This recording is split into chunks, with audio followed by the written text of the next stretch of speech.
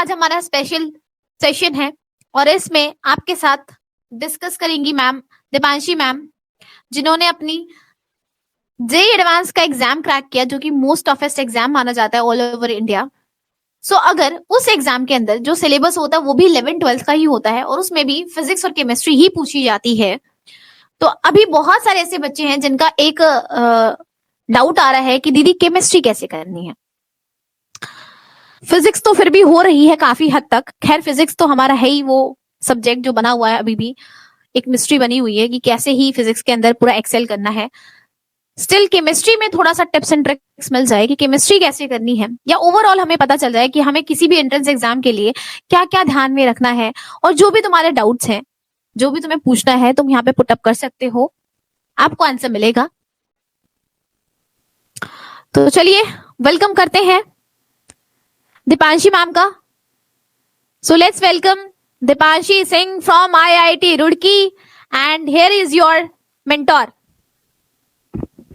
Hello students, कैसे हो आप लोग? सॉरी। हेलो स्टूडेंट्स, कैसे हो आप लोग? तो मैं यहाँ से आप लोगों से बहुत दिनों बाद मिल रही हूँ। ओके सो अच्छा, ओह यार, ये तो नया सेशन स्टार्ट हो गया, तो इन लोगों से मैं शायद फर्स्ट टाइम ही मिल रही हूँ। बहुत लोगों ने, आप लोगों ने मुझे पहली बार देखा है, बहुत लोगों ने क्या पता पहले भी देखा हो। तो मैं आपको लास्ट ईयर में आप लोगों को केमिस्ट्री पढ़ाया करती थी, इसी टाइम पे organic chemistry.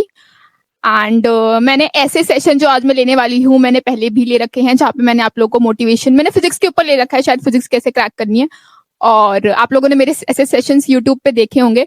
Okay so yes ma'am, first time. Shweta Kumari, Varsha Bharti, which branch? Okay, I am in civil engineering branch. Okay so I am in third year of my college, और मैं भी सिविल इंजीनियरिंग परस्यू कर रही हूँ, मैं IIT Roorkee से। Okay और मैंने अपना 2023 में मैंने जेई एडवांस क्रैक किया था। एंड तो जेई एडवांस क्रैक किया था। सो मेरे भी उस टाइम पे आप लोगों की तरह ही बहुत सारे डाउट्स होते थे कि कैसे पढ़ना है, क्या करना है, और मुझे धीरे धीरे समझ आने लगे। मतलब टाइम क्या होता था कि बहुत ऐसे स्टार्टिंग में आपको ऐसा मेंटर, ऐसा गाइड नहीं मिल पाता, जिसकी वजह से आपका बहुत स्टार्टिंग में टाइम वेस्ट हो जाता है।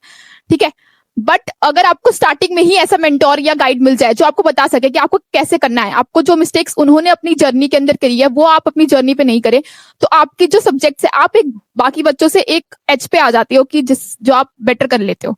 ठीक है, अगर आप अपने टीचर्स की, अपने जो मेंटोर है उनकी मिस्टेक से लर्न करेंगे, अपनी मिस्टेक से लर्न करता है और दूसरों की मिस्टेक से लर्न करता है, तो जो दूसरों की मिस्टेक से लर्न करता है वो ज्यादा जल्दी आगे बढ़ता है एज कम्पेयर टू जो अपनी मिस्टेक से लर्न करते हैं। तो मैं यहाँ पे यही इसीलिए आई हूँ कि आपकी जो मिस्टेक्स है आप वो कम करें, और आपको ऐसे कुछ टिप्स और ट्रिक्स दूं जो मैंने अपने टाइम पर फॉलो करे थे, जिसकी वजह से मैंने अपने एग्जाम के अंदर अच्छा परफॉर्म किया और मैंने अपना ड्रीम कॉलेज क्या किया, अचीव किया। ओके सो इसी के ऊपर आज हमारा सेशन होगा। ओके तो हमारे और आपके बीच में दो कॉमन सब्जेक्ट्स हैं, that is physics and chemistry. तो I will talk about on both of these subjects. और जैसा कि दीप्ति मैम ने बोला कि आप सभी लोगों को केमिस्ट्री में बहुत प्रॉब्लम आ रही है, सो आई कैन अंडरस्टैंड। जो केमिस्ट्री होता है वो काफी ज्यादा ऐसे वेराइटी मिलती है हमें केमिस्ट्री के अंदर। हमारे पास ऑर्गेनिक केमिस्ट्री, जैसे फिजिक्स होता है, फिजिक्स के अंदर क्या होता है, आपके पास चैप्टर्स होते हैं, आपके अंदर उसके अंदर कंसेप्ट्स होते हैं, और आपके पास उसके अंदर न्यूमेरिकल्स होते हैं। तो आपका जो एग्जाम भी आता है उसका भी एक कांस्टेंट पैटर्न होता है कि उसके अंदर न्यूमेरिकल्स हैं, आपको फॉर्मूला यूज करना है, या आपको एक दो क्या बोलते हैं कंसेप्ट्स लगाने हैं, ठीक है, थ्योरम लगानी है, और आपके पास तुम्हारा आंसर आ जाता है। बट यहाँ पे अगर हम केमिस्ट्री की बात करें तो इसकी बहुत ही वास्ट, इसका जो सिलेबस होता है वो बहुत ही ज्यादा वास्ट होता है। जैसे कि हमारे पास सबसे पहले आता है ऑर्गेनिक केमिस्ट्री, जिसके अंदर आपके पास रिएक्शंस होती है, नेम रिएक्शंस हो गई हमारे पास, और हमारे पास बहुत सारे स्ट्रक्चर्स हो गए जिनको आपको याद करना पड़ता है, आपको रिएजेंट्स होते हैं हमारे पास, तुम्हारे अंदर जो भी कैटलिस्ट होते हैं, मतलब बहुत कुछ होता है इसके अंदर याद करने के लिए। और आपको इसके अंदर डिफरेंट नेम रिएक्शंस होती हैं, डिफरेंट हमारे पास कंपाउंड्स होते हैं जिनका सारी फिजिकल प्रॉपर्टीज, जिनकी प्रिपरेशन आप पढ़ते हो यहाँ पे। तो ये अपने आप में ही ऑर्गेनिक केमिस्ट्री एक बहुत बड़ा सब्जेक्ट मिल जाता है आपको। ठीक है, फिर आता है हमारे पास इनऑर्गेनिक केमिस्ट्री। इनऑर्गेनिक केमिस्ट्री का सिलेबस अभी तो फिर भी कम हो गया है, पहले बहुत ज्यादा बड़ा हुआ करता था। तो फिर भी इनऑर्गेनिक केमिस्ट्री के अंदर बहुत ही ज्यादा आपको मगअप करने वाली चीजें होती है जो आपको याद करनी पड़ती है लाइन टू लाइन, क्योंकि उसमें एनसीईआरटी की किसी भी किसी भी कोने से कोई भी क्वेश्चन पूछ लेते हैं आपके एग्जाम के अंदर, तो आपको अच्छे से हर चीज याद करनी पड़ती है, बार बार बार बार बार बार उसको पढ़ना पड़ता है। उसके लिए आपको रिवीजन नोट्स बनाने पड़ते हैं, आपको शॉर्ट नोट्स बनाने पड़ते हैं, ताकि आपके पास जो छोटी छोटी चीजें हैं जिनसे क्वेश्चन आ सकते हैं वो छूटे ना। और फिर इस एकदम अलग सा हमारे पास फिजिकल केमिस्ट्री आ जाता है, जो थोड़ा थोड़ा हमारे पास फिजिक्स के साथ रेजोनेट करता है। जो यहाँ पे हमें क्या पढ़ते हैं, न्यूमेरिकल क्वेश्चंस मिलते हैं, फॉर्मूला यूज करते हैं और आपके पास आपका आंसर निकलता है। तो आपने देखा यहाँ पे जो केमिस्ट्री है उसके पास आपके पास तीनों चीजें आ गई हमारे पास, ठीक है। जो यहाँ पे हमारे पास केमिस्ट्री है, जो हमारे पास केमिस्ट्री है उसके अंदर हमारे पास तीनों चीजें आ गई।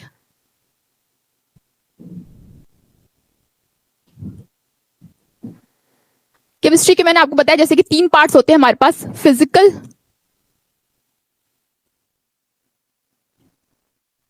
Organic and inorganic, right.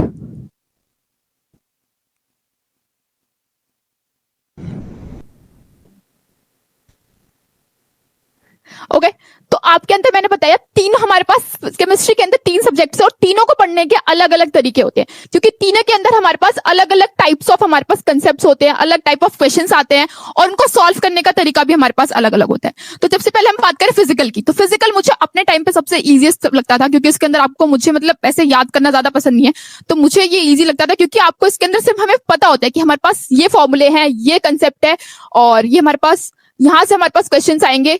तो मुझे काफी ये ज्यादा सिंपल और बहुत ही ज्यादा सॉल्व सब्जेक्ट लगता था ऑलरेडी। तो हमारे पास फिजिकल के अंदर हमारे पास कैसे आते हैं, न्यूमेरिकल टाइप्स क्वेश्चंस आते हैं, न्यूमेरिकल टाइप्स होते हैं,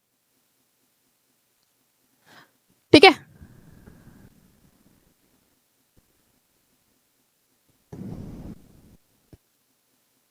न्यूमेरिकल क्वेश्चंस होते हैं हमारे पास सिंपल, जैसे कि तुम्हारे सब्जेक्ट तुम्हें पता ही है, जैसे कि फिजिकल में आ जाता है हमारे पास एटॉमिक स्ट्रक्चर आ जाता है, तुम्हारे पास तुम्हारी लिक्विड स्टेट आ जाती है, तुम्हारे पास थर्मोडायनेमिक्स आ जाता है, तुम्हारे पास इक्विलिब्रियम आ जाता है, ठीक है। तो ये सारे सब्जेक्ट्स जो होते हैं हमारे पास, ये सारे जो चैप्टर्स होते हैं ये हमारे पास फिजिकल केमिस्ट्री को इंक्लूड होते हैं, ठीक है। तो ये हमारे पास हो गया फिजिकल केमिस्ट्री। इसके अंदर न्यूमेरिकल होते हैं, इसका सिंपल तरीका होता है आपको पीवाईक्यूज उठाने हैं, ठीक है, जो भी तुम्हारे क्वेश्चन एग्जाम के अंदर आते हैं, नीट में हो गया, ठीक है।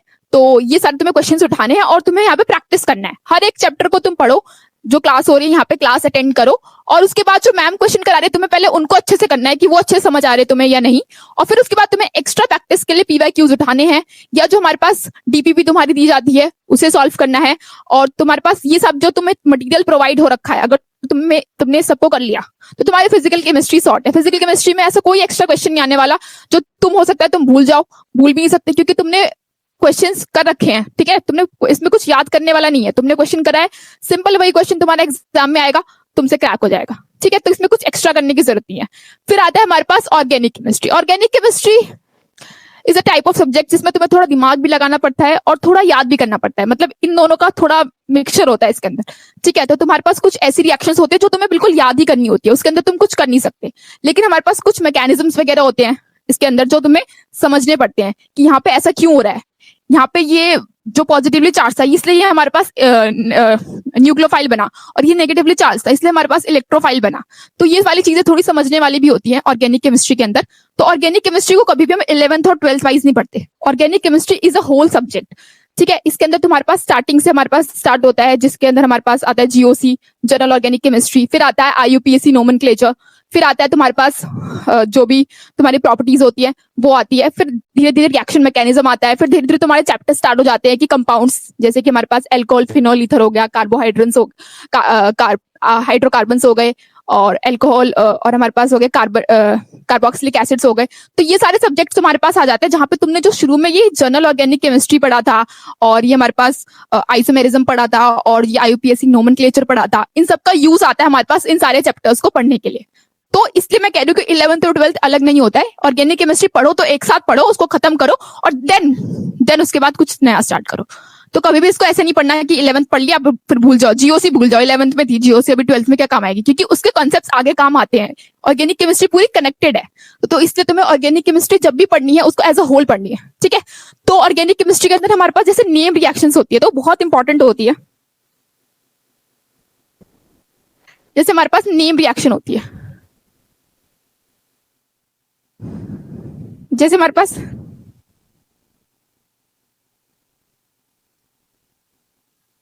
ठीक है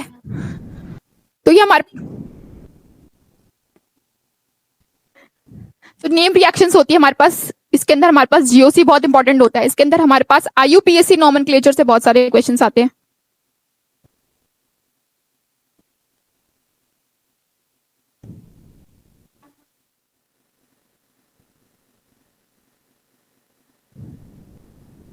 ठीक है, तो हमारे पास जो भी सब्जेक्ट्स होते हैं, जो भी इसके अंदर चैप्टर्स होते हैं, उसके अंदर जो नेम रिएक्शंस होती है, उसको तुम्हें क्या करना है, जो at the end of this session हमारे पास जो दीप्ति मैम होती है, वो सारे जो नेम रिएक्शंस होती है उन सबका रिवीजन कराती है तुम्हें।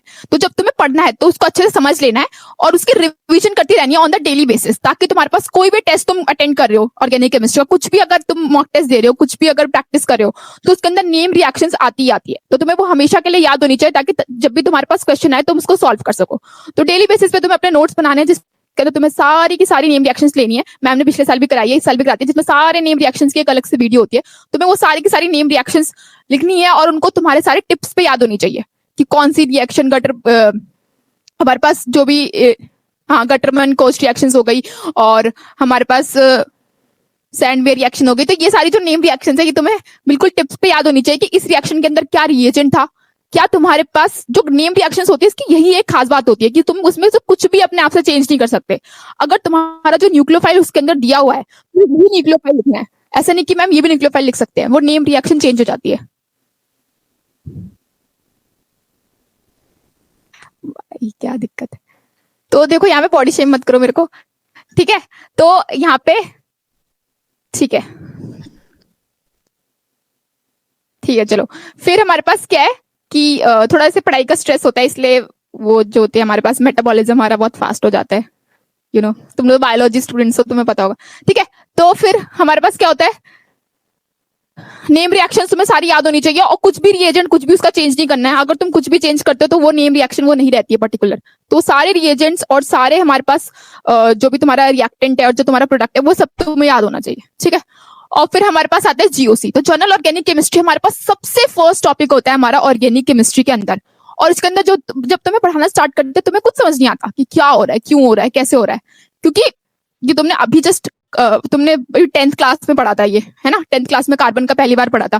फिर धीरे धीरे कार्बन की सारी प्रॉपर्टीज आने लगती है, धीरे धीरे न्यूक्लियोफाइल, इलेक्ट्रोफाइल, ये सब कुछ आने लगता है। तो तुम्हें कुछ समझ ही नहीं आता कि क्या हो रहा है जीओसी के अंदर। बट तुम्हें क्या करना है, इसी पार्ट को बहुत अच्छे से करना है, इसके ऊपर इतने क्वेश्चंस प्रैक्टिस करने हैं, इसके ऊपर इतने क्वेश्चंस प्रैक्टिस करने हैं। अगर तुम्हारी जीओसी स्ट्रांग नहीं है, तुम्हारी पूरी ऑर्गेनिक केमिस्ट्री का जो बेस है वही स्ट्रांग नहीं है, और तुम्हें पूरी ऑर्गेनिक केमिस्ट्री समझ नहीं आएगी, ठीक है। तुम कंफ्यूज होते रहोगे, हर एक क्वेश्चन करोगे, तुम्हें कॉन्फिडेंस ही नहीं आएगा। तुम एग्जाम में सोचोगे ना हाँ इसका यही आंसर है, फिर भी तुम्हें कॉन्फिडेंस नहीं आएगा, और तुम वहां पे क्या कर दोगे, नेगेटिव मार्किंग कर दोगे। क्योंकि जब भी तुम्हें किसी क्वेश्चन को करने में कॉन्फिडेंस नहीं आता है, तभी तुम्हारी वहां पे नेगेटिव मार्किंग होती है। तुम लोग पूछते ना ma'am how to reduce negative marking, how to reduce mistakes, silly mistakes, ये इसी वजह से होती है, जब तुम्हारा बेस जो होता है वो स्ट्रांग नहीं होता है, ठीक है। तो कॉन्फिडेंस तुम्हें तभी आता है जब तुम्हारा बेस स्ट्रांग हो, वरना क्वेश्चन तो तुम सेम क्वेश्चन आते हैं, तुम कर सकते हो क्वेश्चन तो, बट जब तक तुम्हारा बेस स्ट्रांग नहीं होगा, जब तक तुम्हें कॉन्फिडेंस नहीं आएगा। तो उस कॉन्फिडेंस के लिए तुम्हें अच्छे से बेस करना पड़ता है, जीओसी अच्छे से करनी पड़ती है। एक तो ये बेस भी होता है, और दूसरा ये होता है, तो हमारे पास जो बेस होता है उससे जीओसी से क्वेश्चन आते हैं, उससे डायरेक्ट क्वेश्चंस भी आते हैं, और इससे रिलेटेड क्वेश्चंस हमारे पास पूरी की पूरी ऑर्गेनिक केमिस्ट्री का बेस ही बनते हैं। तो इसलिए हमारे पास जीओसी पढ़ना बहुत बहुत ज्यादा इंपॉर्टेंट है, ठीक है, ऑर्गेनिक केमिस्ट्री के अंदर। फिर आता है हमारे पास आईयूपीएसी नोमेनक्लेचर। अगर तुम ये अच्छे से नहीं पढ़ोगे, तुम नाम ही नहीं याद कर पाओगे चीजों के, ठीक है। इसके ऊपर क्वेश्चंस आते हैं जहाँ पे तुम्हें एक बड़ा सा कंपाउंड दिया होता है, उसके अंदर बहुत सारे डबल बॉन्ड, ट्रिपल बॉन्ड, और बहुत सारे हमारे पास फंक्शंस वो होते हैं, ठीक है, फंक्शनल कंपाउंड्स होते हैं। तो वो उसमें क्या करना पड़ता है, तुम्हें नोमेनक्लेचर करना पड़ता है। तो उसके ऊपर ऐसे 2-3 क्वेश्चंस आ जाते हैं, ठीक है, यूजुअली। और साथ ही साथ पूरे के पूरे कंपाउंड के अंदर, पूरे के पूरे ऑर्गेनिक केमिस्ट्री के अंदर भी हमारे पास आईयूपीएसी नोमेनक्लेचर का रोल आता है, आइसोमेरिज्म के अंदर रोल आता है। तो इट इज लाइक दिस, ठीक है। तो ये हमारे पास तीनों चीज होती है जो हमारे पास बहुत इंपॉर्टेंट होती है ऑर्गेनिक केमिस्ट्री के अंदर। और ऑर्गेनिक केमिस्ट्री तुम्हें समझनी भी है और पढ़नी भी और याद भी करनी है। तो याद करने के लिए तुम्हें उसके शॉर्ट नोट्स बनाने हैं, उसको अपने टेबल के आगे चिपकाना है। सारी नेम रिएक्शंस तुम्हें याद होनी चाहिए, रोज सुबह उठ के नेम रिएक्शन सारे रिवाइज करो, ठीक है। और जीओसी जो है वो तुम्हारी मतलब महीने में एक बार जीओसी रिवाइज कर लो, ठीक है, कि मान लो तुम्हें भूल ना जाओ जो उसके बेसिक कंसेप्ट से। अगर तुम ऑर्गेनिक केमिस्ट्री जिस टाइम में पढ़ रहे हो उसमें हर हफ्ते रिवाइज करो जीओसी, ताकि तुम्हारा जो है वीक ना रह जाए, कहीं कहीं तुम्हें आगे जाके कोई कंसेप्ट तुम रट लो कि हाँ मुझे समझना, रट लेता हूँ, बट वो रिलेटेड किससे था, जीओसी से रिलेटेड था, पर तुम्हें जीओसी तुम भूल चुके हो तो तुम उसको रट लोगे और फिर वहीं पे तुम्हारा जो है वो मिस्टेक हो जाएगी और तुम्हारा कॉन्फिडेंस जो है ऑर्गेनिक केमिस्ट्री में कम हो जाएगा। ठीक है, फिर हमारे पास आता है इनऑर्गेनिक। तो इनऑर्गेनिक में क्या होता है, इसमें तो सिर्फ याद करना होता है। तो इसके अंदर हमारे पास, मैं अपने टाइम पे इसके शॉर्ट नोट्स बना दी थी। ठीक है, मेरे पास इसके मुझे ऐसा होता है 3 पेज के नोट्स है, जिसके अंदर मैंने एक दिन पी ब्लॉक लिख रखा था सारा, एक में एस ब्लॉक लिख रखा था, एक में सारा वो लिख रखा था। तो इसके अंदर मुझे इतने छोटे छोटे मैंने चीजें लिख रखी थी जो मेरे को लगता था कि मैं भूल जाऊंगी याद करते टाइम। स्ट्रक्चर्स बना रखे थे फॉस्फोरस के कंपाउंड्स के, मतलब इसके अंदर जितने भी कंपाउंड्स है उसके स्ट्रक्चर बना रखे थे, उसका फॉर्मूला लिख रखा था, उसकी रिएक्शंस लिख रखी थी, उसकी फिजिकल प्रॉपर्टीज लिख रखी थी, क्योंकि हमें नहीं पता है कि एग्जाम में कहां से क्वेश्चन आ जाएगा। ठीक है, इसका पता भी चल जाता है, अगर तुम क्वेश्चन प्रैक्टिस करोगे तो तुम्हें पता चल जाएगा कौन सा टॉपिक हमारे लिए बहुत ज्यादा इंपॉर्टेंट है। तो जब तुम उसको दोबारा पढ़ने जाओ एनसीईआरटी से, तो उस पर एकदम अंडरलाइन कर लो कि हाँ इस क्वेश्चन, इससे तो बहुत सारे क्वेश्चन आते हैं एग्जाम में, मैंने पीवाईक्यूज वगैरह करे हैं तो मुझे पता है। तो उस चीज पे ज्यादा एम्फेसिस करो कि ये चीज तो तुम्हें याद ही रहे। तो जो भी इंपॉर्टेंट टॉपिक्स है और जो भी तुम्हें लगता है कि तुम भूल जाओगे वो अपने शॉर्ट नोट्स में लिखो और उसको तुम रिवाइज करो। ठीक है, मतलब इनऑर्गेनिक क्या करना होता है, इनऑर्गेनिक में सिर्फ क्वेश्चन प्रैक्टिस करो और रिवाइज करो। उसके अंदर हमारे पास एक बार तुमने अच्छे से पढ़ लिया तो ज्यादा बार पढ़ने की जरूरत नहीं है, क्योंकि याद करना हो इसके अंदर, पढ़ना है समझने जैसा कुछ भी नहीं है इनऑर्गेनिक केमिस्ट्री में। एक दो चीजें हैं वो साथ साथ हो जाती है, बट इसमें याद करना ज्यादा इंपॉर्टेंट है। तो तुम इसके याद करने पे एम्फेसिस करो कि तुम्हें याद कैसे रहेगा। पढ़ना है तुम पढ़ तो बहुत इजीली लोगे। ठीक है, एनसीईआरटी खोलो, मैम क्लास ले रही है, मैम की क्लास लो, मैम ने जो क्वेश्चन कराया है वो क्वेश्चन करो, फिर एनसीईआरटी खोलो, एनसीईआरटी अच्छे से पढ़ो। जहां भी तुम्हें लगता है कि इसमें बहुत सारे क्वेश्चन आते हैं क्योंकि तुमने क्वेश्चन प्रैक्टिस करे हैं क्लास के अंदर, तो उस पे बहुत ज्यादा इंपॉर्टेंट मार्क लगा लो। और फिर तुम क्या करो, उसके नोट्स, शॉर्ट नोट्स, तुम्हें एकदम छोटी छोटी चीजें लिखनी है और वही चीजें लिखनी है जो तुम्हें याद नहीं रहेगी और जो इंपॉर्टेंट है। ठीक है, और वो सारा लिखना है तुम्हें एक पेज के अंदर, अपनी पूरे तुम्हारा चैप्टर आ जाना चाहिए और फिर उसको रोज याद करते रहना, रोज याद करते रहना, रोज याद करते रहना।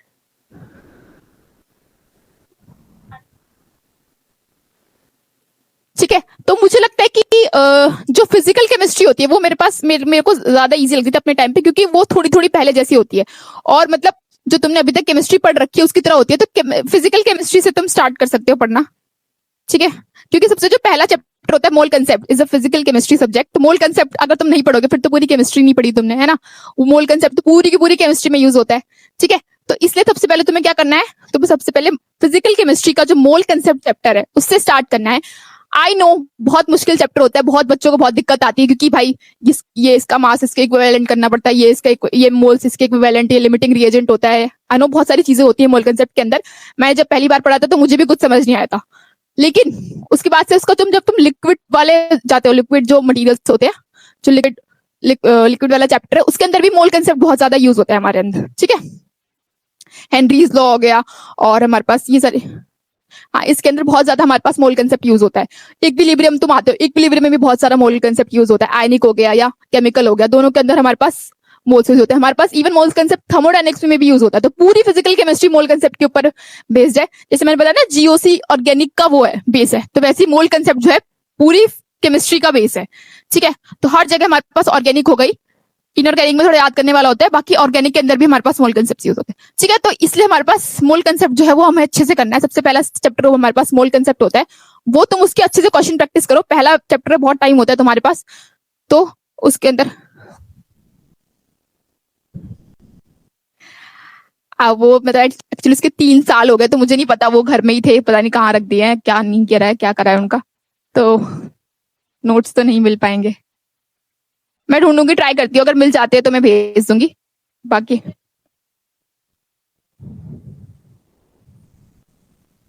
अभी तो मेरे पास टाइम नहीं है, मुझे अभी अपना खुद का ही पढ़ना है। तो मैं, हाँ तो मैं तुम फिजिक्स के डाउट सॉल्व करती हूँ ना मैं तुम्हारे, तो डाउट जो तुम्हारे हैं वो सारे सॉल्व हो जाएंगे क्योंकि मैं फिजिक्स के डाउट सॉल्व करती हूँ। ठीक है, और बाकी तुम्हारे पास तुम्हारी डीपीपीज हैं, वो भी तुम लोग डीपीपी सॉल्व करो अपनी। ठीक है, उसके सॉल्यूशन, उसमें कोई दिक्कत है तो वो भी मैं सॉल्व करती हूँ, तो उसमें मुझे बता देना। ठीक है, पढ़ाने का तो मेरे से शायद नहीं हो पाएगा। ठीक है, और क्योंकि यहाँ पे ऑलरेडी सारी क्लासेस शेड्यूल होती हैं और ये सब होता है, और हमारे पास यहाँ पे भी थोड़ा दिक्कत हो जाएगी। ठीक है, तो ये हमारे पास इसके याद रखना है, इनऑर्गेनिक केमिस्ट्री के लिए शॉर्ट नोट्स बनाने हैं जैसे मैंने बताया था वैसे।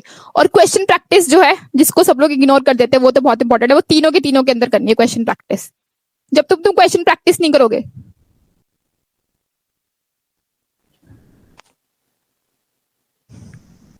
मेरा यहाँ पे तुम लोग बायोडाटा क्यों निकाल रहे हो भाई? यहाँ पे मैं तुम्हारे डाउट सॉल्व करने आई हूँ, ठीक है? ओके, सो यहाँ पे हमारे पास क्वेश्चन प्रैक्टिस जो है वो हमारे पास तुम्हें तीनों उसमें करनी है। क्वेश्चन प्रैक्टिस तो तुम्हें करनी है, क्योंकि एक्चुअल एग्जाम में जाकर तुम्हें ये तो नहीं पूछेगा कि तुमने कितना पढ़ा है, तुमने कितने अच्छे से पढ़ा है, कितना तुम्हारा मेन मकसद क्या है। तुम्हारा ये है कि तुम्हारे पास क्वेश्चन सॉल्व करने चाहिए, ताकि तुम कैसे भी सॉल्व करो तुम्हारे पास क्वेश्चन सॉल्व होने चाहिए। तो वो कैसे होंगे? जब तुम क्वेश्चन प्रैक्टिस करोगे। तुम्हारा एग्जाम तुमसे ये नहीं पूछेगा कि तुम्हें कितना आता है। तुमने आते हुए भी अगर गलत कर दिया क्वेश्चन, है ना, आते हुए भी तुमने गलत कर दिया क्वेश्चन, तो वो तो ये नहीं पूछेंगे कि तुम्हें आता था या नहीं आता था, वो तो कहेंगे तुमने क्वेश्चन गलत सॉल्व कर दिया। तो वो तुम्हें सिर्फ क्वेश्चन सॉल्व करने के मार्क्स देते हैं। तो तुम्हारी सबसे अच्छी जो तुम किसमें होने चाहिए, तुम पढ़ने में अच्छे नहीं होने चाहिए, तुम याद करने में अच्छे नहीं होने चाहिए, तुम क्वेश्चन सॉल्व करने में अच्छे होने चाहिए। तो वो कैसे अच्छे होगे? जब तुम क्वेश्चन प्रैक्टिस करोगे। तो जितनी क्वेश्चन हो सकती है प्रैक्टिस, तुम अपना जो टाइम है ना उसको 3/4 टाइम तुम क्वेश्चन सॉल्व करने में लगो। ठीक, क्वेश्चन सॉल्व करते रहो। तुम्हें याद भी करना है कुछ, तो भी क्वेश्चन से सॉल्व करो। मैंने कहा ना इनऑर्गेनिक में याद करना होता है, तो तुम पढ़ के याद मत करो, तुम उसको क्वेश्चन सॉल्व करके याद करो। क्वेश्चन जब सब सॉल्व करते हो, जब तुम्हारा कुछ गलत होता है तुम्हारे पास, या तुम्हारे पास कुछ सही भी होता है तुम्हारा, तो तुम्हें याद रहता है कि हाँ मैंने ये क्वेश्चन गलत किया था तो इसका शायद ये आंसर था, और मैंने इसको सही किया था इसका ये आंसर था। तो तुम्हें जब तुम क्वेश्चन से प्रैक्टिस करते हो तो तुम्हें हर चीज याद रहती है। ऐसे पढ़ के तो तुम ऐसे पढ़ दो, हाँ भाई ऐसे तो पूरी अपने दिन में तुम क्या क्या चीजें देखते हो, क्या क्या चीजें पढ़ते हो, तुम्हें याद नहीं रहता। तो हमें अपने दिमाग को याद कराने के लिए हमें कुछ स्पेशल करना पड़ता है उसके लिए, ताकि उसको याद रहे। तो question practice is one of the way जिसके अंदर तुम हमारे पास क्या कर सकते हो, अपने दिमाग को, अपने सबकॉन्शियस माइंड को तुम याद करा सकते हो चीजें। ठीक है, तो क्वेश्चन प्रैक्टिस करनी है, ठीक है, और रिविजन करनी है। Question practice plus revision. Revision तो क्वेश्चन प्रैक्टिस और रिवीजन, इन दोनों से तुम्हारे पास क्या होता है, तुम्हारे जो तुमने पढ़ा है वो तुम्हें याद रहता है। पढ़ने का तो कोई टेंशन है ही नहीं, क्लास हो रही है, क्लास अटेंड करो, पढ़ तो लोगे ही। तुम सारे लाइव क्लासेस अटेंड किया करो, ताकि तुम्हारा सिलेबस तुम्हें बैकलॉग्स ना हो। जो भी लाइव क्लासेस हो रही है उसको कर लो, बाकी पहले का बाद में करते रहो एक्स्ट्रा टाइम निकाल के। लेकिन लाइव क्लासेस के साथ साथ सारी क्लासेस अटेंड करो, ताकि तुम्हारे बैकलॉग्स ना हो। ठीक है, किसी को भी ये नहीं करना कि हाँ आराम से बाद में देख लेंगे, अभी क्या जरूरत है। लाइव क्लासेस अटेंड करो, तभी तुम्हारे पास बैकलॉग्स नहीं होंगे। You get it? तो इसलिए हमारे पास सारी लाइव क्लासेस तुम्हें अटेंड करनी है यहाँ पे, ठीक है। हाँ, फिजिकल केमिस्ट्री में न्यूमेरिकल ही आते हैं हमारे पास, ठीक है। तो केमिस्ट्री का तो तुम्हारा हो गया। केमिस्ट्री में तुम्हें तीनों सब्जेक्ट समझ आ गए कैसे करने हैं, क्वेश्चन प्रैक्टिस करनी है। और एक चीज यहाँ पे रह गई जो सबसे इंपॉर्टेंट होती है, मॉक टेस्ट। जो भी डीपीपी है, तुम्हें डीपीपी भी मिल रही है ना, उसको भी टेस्ट की तरह सॉल्व करो, ठीक है। फिर देखो कितना स्कोर आ रहा है तुम्हारा। मैम बच्चे ये पूछना चाहते हैं कि आप कैसे पढ़ते थे, एक बार वो बता दो। हाँ, तो मैं भी अपना ही बता रही हूँ। मैं आपसे ये सारी स्ट्रेट अच्छा मैं कितना पढ़ती हूँ मैं तुम्हें एंड में बताऊंगी जब सब्जेक्ट्स हो जाएंगे, ठीक है, कितना पढ़ती हूँ मैं, ठीक है। तो मॉक टेस्ट तो तुम्हें सबके देने, तुम्हें डीपीपी भी मिल रही है ना, उसको भी मॉक टेस्ट की तरह दो, ठीक है, कि कितना स्कोर आ रहा है। फिर देखो, फिर सॉल्यूशंस देखो उसको, तुम्हारी कहाँ गलती रह गई है, क्या प्रॉब्लम रह गई है, ठीक है। फिर हमारे पास आता है फिजिक्स। नेक्स्ट है हमारे पास फिजिक्स। तो फिजिक्स तो सब डरते हैं, मैं भी डरती थी अपने टाइम पे, ठीक है, मैं भी डरती थी अपने टाइम पे, क्योंकि जो फिजिक्स होती है उसके अंदर बहुत कुछ होता है, ठीक है। पर और जेईई एडवांस में तो तुम्हें पता ही है, जेईई एडवांस के क्वेश्चन ही आधे पेज के होते थे, उसको तो पहले समझने में टाइम लगता था, उसके बाद उसका आंसर निकालते थे हम, ठीक है। तो फिजिक्स से तो बहुत डरते थे, बट फिर भी फिजिक्स में अच्छा स्कोर आ गया था मेरा, क्योंकि हमारे पास फिजिक्स में कुछ चैप्टर्स ऐसे होते हैं जो हमारे पास बहुत स्कोरिंग होते हैं, जिनसे हमारे पास बहुत क्वेश्चन पूछे जाते हैं, और वो इतने कंपैरेटिवली बहुत मुश्किल भी नहीं होते। जैसे कि अगर हम बात करें मैकेनिक्स की, तो जो मैकेनिक्स वाला पार्ट है वो कितना ज्यादा मुश्किल है, उसके अंदर कितनी सारी चीजें हैं, उसके क्वेश्चंस भी मुश्किल आते हैं, बट उसको पढ़ने में कितना ज्यादा टाइम भी लगता है। बट कुछ हमारे पास सब्जेक्ट्स है, जैसे मॉडर्न फिजिक्स हो गया, मॉडर्न फिजिक्स के जितने भी सब्जेक्ट्स आते हैं, डुअल नेचर, एटॉमिक, न्यूक्लियर, तो ये सारे जो सब्जेक्ट्स हैं इनको पढ़ने में भी ज्यादा टाइम नहीं लगता, क्योंकि तुमने इनको ऑलरेडी केमिस्ट्री में पढ़ रखा होता है।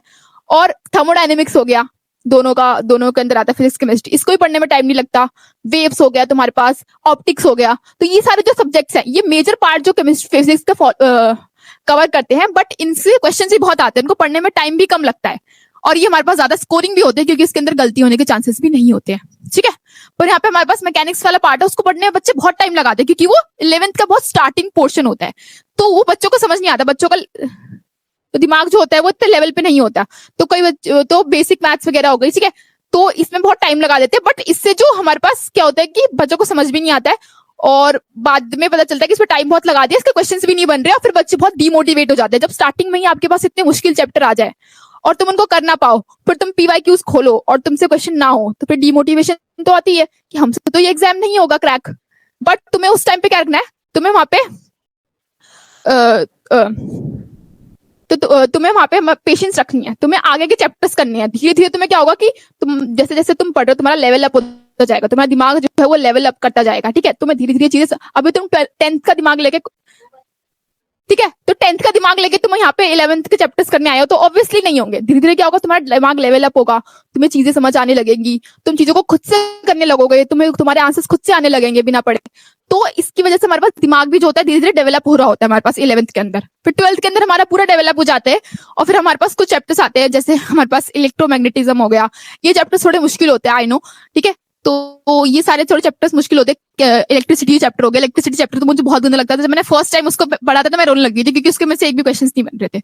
ठीक है, ठीक है, तो ये सारे चैप्टर जो होते हैं थोड़े स्टार्टिंग में बुरे होते हैं। फिर उसके बाद आता है हमारे पास ऑप्टिक्स, जो बहुत ईजी होता है। फिर आता है हमारे पास डुअल नेचर, फिर आता है हमारे पास एटम्स, फिर आता है हमारे पास न्यूक्लियर केमिस्ट्री, फिजिक्स। तो ये सारे चैप्टर जो होते हैं बहुत ईजी होते हैं। तुम्हें सिर्फ फॉर्मूला पता होना चाहिए, तुम्हें सिर्फ पता होना चाहिए कि इसका क्या कंसेप्ट है। यहाँ पे तुम्हारे क्वेश्चंस एक ही जैसे बनते हैं, मास डिफेक्ट के ऊपर ही क्वेश्चन बनता है, तुम्हारे एनर्जी के ऊपर ही बनता है, तुम्हारे डी ब्रोगली वेवलेंथ के ऊपर ही क्वेश्चन बनता है। ठीक है, यही सब आ रहे होते हैं, फोटोन्स हमारे पास आ रहे होते हैं। ठीक है, तो हमारे पास इसी टाइप के क्वेश्चंस बन रहे होते हैं फिजिक्स के अंदर। तो तुम्हारे क्या होता है, तुम्हें बहुत कॉन्फिडेंस आता है। फिर लास्ट में एंड में आते आते तुम्हें लगता है, प्रिपरेशन के एंड में आते आते कि हाँ तुम तो कोई भी एग्जाम क्रैक कर सकते हो। मुझे भी स्टार्टिंग में लगता था मैं नहीं कर सकती एग्जाम क्रैक, मैं बहुत ज्यादा पढ़ती थी, मतलब मैं बहुत ज्यादा पढ़ती रहती थी एक ही चैप्टर को बहुत बार, कि तब तक मेरे से इसके एडवांस के क्वेश्चन खोलूं और मेरे से खुद ही ना हो जाए बिना सोल्यूशन देखे, जब तक मैं पढ़ती रहती थी। इसमें मेरा बहुत टाइम वेस्ट हो जाता था।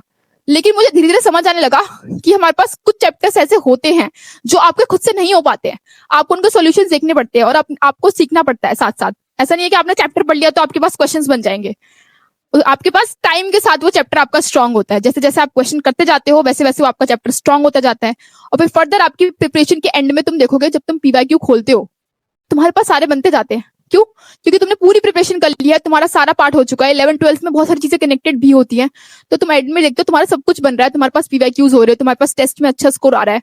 बट वो प्रिपरेशन की ड्यूरिंग नहीं हो पाता। तो प्रिपरेशन के जब दौरान जब नहीं हो पाता ना उसके टाइम पे, तो हमें बहुत डिमोटिवेशन आती है और कई बच्चे वहां पे पढ़ना छोड़ देते हैं कि नहीं भाई मुझसे तो नहीं हो रहा, मैं कितना पढ़ रहा हूँ, मैं कितनी मेहनत कर रहा हूँ, फिर भी मेरे से एग्जाम क्रैक नहीं हो पा रहा है। तो वहां पे वो डीमोटिवेटेड फील करते हैं। ठीक है, तो वहीं पे वो प्रिपरेशन करना छोड़ देते हैं। बट वहीं पे हमें हारना नहीं है, उसी टाइम पे हमें क्या करना है, डबल मेहनत करनी है। और जो चीजें नहीं समझ आ रही उसको छोड़ दो, ठीक है, बाद में समझ आएंगी। पर उसमें अब तुम्हें जैसे जैसे मैम पढ़ा रही है उनके साथ साथ पढ़ते जाना है, साथ साथ क्वेश्चन करते जाने हैं। और तुम देखोगे एट दी एंड आके तुम्हारे पास चीजें बन रही है, जो तुम्हें पहले तुमने छोड़ दी थी, जो तुम्हें आ नहीं रही, वो भी अब चीजें बन रही है। तो तुम्हें बस वहीं पे रुकना नहीं है। और जो मैम पढ़ा रही है, जो तुम्हारे टीचर्स है, जो तुम्हारे मेंटर्स है, वो जो तुम्हें सिखा रहे हैं, जो तुम्हें पढ़ा रहे हैं, तुम्हें सिर्फ उनकी बात माननी है। क्योंकि तुम भी यहाँ पे नए आए हो, तुम्हें नहीं पता है कैसे क्या करना है, तुम्हें सिर्फ उनकी बात सुननी है। उनकी बात सुनोगे तो तुम पूरी एंड ऑफ द प्रिपरेशन तक जा सकोगे। एंड तक जाना जरूरी है, ठीक है, बिल्कुल बेस्ट होना जरूरी नहीं है। You are not the best यार। तुम AIR 1 अभी तक AIR 1 के बारे में नहीं सोचना है, तुम्हें समझना है कि तुम्हें सब कुछ आना चाहिए और सब कुछ अच्छे से आना चाहिए। एट द एंड जाओगे ना, तुम्हें अपने आप कॉन्फिडेंस आ जाएगा, हाँ भाई मेरी AIR 1 भी आ सकती है। तो हाँ ठीक है, तो AIR 1 को तुम्हें आईफोन मिलने वाला है, मैम बता रही है। सही है मेरे, सही है भाई, ऐसी AIR 1 फिर तो और मोटिवेशन आ जाएगी AIR 1 लाने के लिए, है ना। तो वही ना, अभी से नहीं सोचना है AIR 1 का। अभी से तुम सोचोगे ना तुम्हें बहुत डिमोटिवेशन आएगी, मेरे से ये नहीं बन रहा। AIR 1 का तो पक्का बन रहा होगा, पर AIR 1 का तो पक्का बन रहा होगा। लेकिन ऐसा नहीं AIR 1 वाले का भी नहीं बन रहा होगा, AIR 1 वाला भी रो रहा होगा अभी तक, ठीक है, उससे भी चीजें नहीं बन रही होगी। पर वो AIR 1 बना क्यों? क्योंकि उसने यहाँ पे हार नहीं मानी, उसने अपने आप को डिमोटिवेट नहीं किया, इसलिए वो AIR 1 बना। उसने ज्यादा पढ़ाई करी इसलिए वो AIR 1 नहीं बना। उसने अपने आप को डिमोटिवेटेड नहीं होने दिया, अपना कॉन्फिडेंस कम नहीं होने दिया। उसको लगा कि हाँ मुझे ये नहीं आता, कोई बात नहीं, किसी को भी नहीं आ रहा होगा, मैं आगे बढ़ता हूँ, मैं अच्छा करता हूँ, रुकता नहीं हूँ। जहां भी तुम रुक गए कि हाँ अब तो नहीं हो रहा मेरे से, वहीं पे तुम AIR 1 से नीचे आ गए। ठीक है, तो अपना माइंडसेट यही रखना है कि मेरे से नहीं बन रहा तो किसी से भी नहीं बन रहा होगा। तुम्हें जस्ट मैम पढ़ा रही है उसके ऊपर ध्यान देना, उसके ऊपर फोकस करना है और आगे बढ़ते जाना है। ठीक है, और एक टाइम पे ऐसा आएगा जो तुम्हें सब कुछ आता होगा, तुम्हें क्वेश्चंस बन रहे होंगे, तुम्हारे PYQs, तो बस उधर तक जाना है तुम्हें। वो एंड ऑफ द रेस है, तुम्हें उधर तक जाना है कि तुम्हें सब कुछ आता हो। ठीक है, ठीक है। फिर वही मैंने बैकलॉग्स का बताया, तुम्हें बैकलॉग्स के लिए क्या करना है, तुम्हें लाइव क्लासेस अटेंड करनी है। ठीक है, जो तुम्हारा आज चैप्टर चल रहा है, जो आज हमारा क्लास में चैप्टर चल रहा है, तुम्हें भी उसी चैप्टर पे रहना है। और हमारा जो पीछे का छूटा है ना, ये नहीं कि आज का छोड़ दिया, पहले मैं पीछे का कवर कर लेता हूँ। ठीक है, तो ऐसे तुम लोगोगे हाँ भाई वो कि पीछे के वो हमारे पास आते हैं, प्री रिक्विजिट्स आते हैं, तो हमारे पास नहीं हो पाएगा, मेरे से नहीं होता भाई। प्री रिक्विजिट जितना जितना होता है वो मैम खुद ही क्लास में करा देते हैं कि हाँ भाई इतना तो पिछली क्लास का, इतना इतना ये, तो तुम उतना पार्ट पढ़ लो पीछे से जाके। पर तुम्हें ऐसा नहीं करना कि हाँ पहले पहले के चैप्टर पढ़ूंगा फिर ये स्टार्ट करूंगा, दैट इज नॉट दैट। ठीक है, तुम्हें ऐसा नहीं करना है, तुम्हें क्लास के साथ साथ पढ़ना है। और जो एक्स्ट्रा टाइम तुम्हें निकालना है, जैसे संडे सैटरडे को तुम्हें एक्स्ट्रा टाइम मिला, तुमने निकाल के बैकलॉग्स कर लिए कवर। लाइव क्लास जब अटेंड करो, तुम्हें लाइव क्लास अटेंड करनी है ताकि तुम्हारा ये वाला चीज जो है प्रेजेंट तुम्हारा बैकलॉग ना बने। प्रेजेंट को तुम्हें प्रेजेंट में ही रखना है, उसको बैकलॉग नहीं बनाना, पुराने बैकलॉग्स क्लियर करने के लिए। जब तुम ऐसा होगा तो बहुत ज्यादा डिमोटिवेशन होती है, क्योंकि बच्चे पिछले वाला करते रहते हैं, अभी वाला नहीं होता, फिर उनको लगता है एंड में कुछ नहीं हो पाया है, और फिर बहुत डिमोटिवेशन होती है। मैं तो कभी अपनी ये स्ट्रेटेजी नहीं रखती थी कि हाँ मेरे से अगर कोई चैप्टर नहीं हुआ है पहले, तो मैं पहले उसको क्लियर करूंगी, और जो अभी मैं कर रही हूँ उसको मैं छोड़ दूंगी। नहीं, अभी मैं हूँ 12th में, 12th का ही करूंगी, 11th का मैं एक्स्ट्रा जब मुझे टाइम मिलेगा तब करूंगी, जैसे वीकेंड्स पे कर लिया, जैसे ये सब कर लिया। ठीक है, तो बैकलॉग्स का ऐसे ही क्लियर करना है हमें। बैकलॉग्स के लिए अपने प्रेजेंट को खराब नहीं करना है, प्रेजेंट को बैकलॉग नहीं बनाना। ठीक है, सैटरडे संडे को छुट्टी नहीं मिलती, क्यों नहीं मिलती? तुम्हें स्कूल की छुट्टी नहीं होती सैटरडे संडे को? हाँ तो यहाँ यही तो मैं कह रही हूँ, एक्स्ट्रा एक्स्ट्रा टाइम में, यहाँ क्लास के टाइम में कुछ नहीं करना, एक्स्ट्रा टाइम में करना, extra time, do you know, extra time. Organic के रिएक्शन याद कैसे करें? क्वेश्चंस प्रैक्टिस करो, क्वेश्चन से याद होते हैं।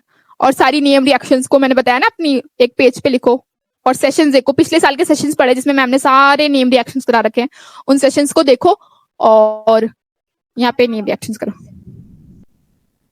ठीक है, फिजिक्स के हमारे पास, फिजिक्स का तो बता दिया ना मैंने, लिखा नहीं है पर बता दिया मैंने। ठीक है, ठीक है, तो मैं अपना शेड्यूल बता देती हूँ, इसमें मेरा कोई खास शेड्यूल नहीं था।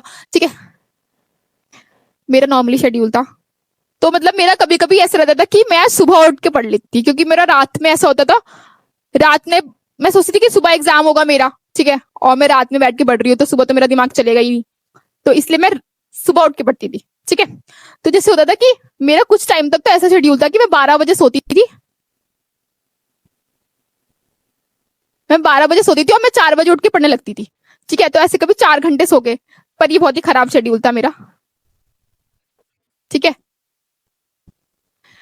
पर मेरे को अपने बैकलॉग्स कवर करने थे, तो मैंने कहा मुझे एक्स्ट्रा टाइम निकालना पड़ेगा, थोड़ा नींद को सैक्रिफाइस करना पड़ेगा, तो मैं सोचती थी नींद को सैक्रिफाइस कर देती हूँ और पढ़ लेती हूँ। बट इससे क्या हुआ, मेरे को बहुत चीजें मुझे भूलना स्टार्ट हो गई, मैं बहुत चीजों को याद नहीं रख पाती थी उनको।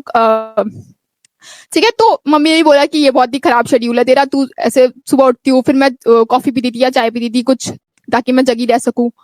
और फिर मेरे को ऐसा होता था कि मैं सुबह सुबह अभी लाइट थोड़ा सा सब्जेक्ट करती थी, जैसे मैथ्स कर लेती थी ताकि मुझे मैं उठ जाऊं, पर तुम लोगों के पास तो मैथ्स ही नहीं है। बट बट ऐसा नहीं है, फिजिक्स भी कर सकते, फिजिक्स भी ऐसा माइंड खोल देती है। ठीक है, तो मैं ऐसा करती थी, पर मम्मी ने बोला थोड़ा या तो जल्दी सो या तो थोड़ा लेट उठ। ठीक है, तो मैंने ऐसा कर दिया, फिर मैं 7 बजे उठने लगती थी। ठीक है, फिर मेरे जब बैकलॉग्स कवर हो गए सब कुछ, मुझे लगा हाँ मेरा सिलेबस थोड़ा सा ठीक हो गया है, अब मुझे सही करना है, तो मैं 7 बजे उठने लगती थी। 7 बजे उठ के मैं सबसे पहले मैथ्स करती थी। ठीक है, फिर मैथ्स करती थी, फिर मैं दिन में क्या करता था, फिर उसके बाद मम्मी खाना लेके ब्रेकफास्ट लेके आती थी, ब्रेकफास्ट करती थी। ठीक है, फिर उसके बाद से जो भी घर का उठ के जो भी अपना रूटीन, मॉर्निंग रूटीन फॉलो करना होता था वो करती थी, थोड़ा बहुत मम्मी की हेल्प करा दी थी। फिर उसके बाद मैं क्या करती थी, 7 बजे से 7 बजे उठती थी मैं, 7 बजे से एटलीस्ट 10 बजे तक तो पढ़ती थी। ठीक है, फिर उसके बाद ब्रेकफास्ट करती थी, जो भी मुझे ब्रेकफास्ट करना होता था। ठीक है, फिर ब्रेकफास्ट वगैरह जो भी मॉर्निंग रूटीन होता था, फिर हमारे पास कुछ 11 बजे या 11:30 बजे मैं आती थी, और 11:30 बजे तक मैं, मतलब 2 बजे तक, 1-1:30 बजे तक मान लो, 1:30 बजे तक मैं पढ़ाई करती थी। फिर उसके बाद मैं क्या करती थी, दोबारा इसके पढ़ाई के अंदर मैं केमिस्ट्री पढ़ लेती थी या फिजिक्स, मतलब दिनों में से कोई भी पढ़ सकती थी, क्योंकि मैंने मैथ्स सुबह पढ़ ली थी, मैथ्स। ठीक है, तो फिर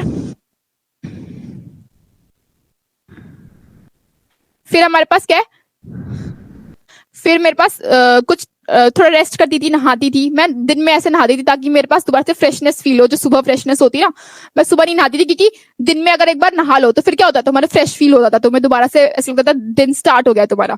ठीक है, तो फिर तो हमारे पास दोबारा से 2:30 बजे से लेके 2:30 बजे तक नहा धो के थोड़ा रेस्ट करके आधा घंटा, फिर मैं दोबारा पढ़ने आती थी। फिर मैं 2:30 बजे से लेके 5:30 बजे तक पढ़ती थी। फिर मैं अपनी मम्मी के लिए चाय बनाती थी और उनको चाय देती थी और खुद भी पीती थी, मतलब शाम के स्नैक्स वगैरह ऐसे खाते थे। ठीक है, फिर उसके बाद से हाँ हाँ, अरे बोला था सुबह का जो टाइम है, ये 1.5 घंटे मैंने यहाँ पे नहाई नहीं हूँ मैं, 1.5 घंटे में मैं कह रहा क्या किया है मैंने, ब्रेकफास्ट किया है और घर पे जो बर्तन धो दिए, पोछा लगा दिया, मम्मी की बोला ना, मम्मी की हेल्प करती थी, तो मम्मी की हेल्प के अंदर यही आता है।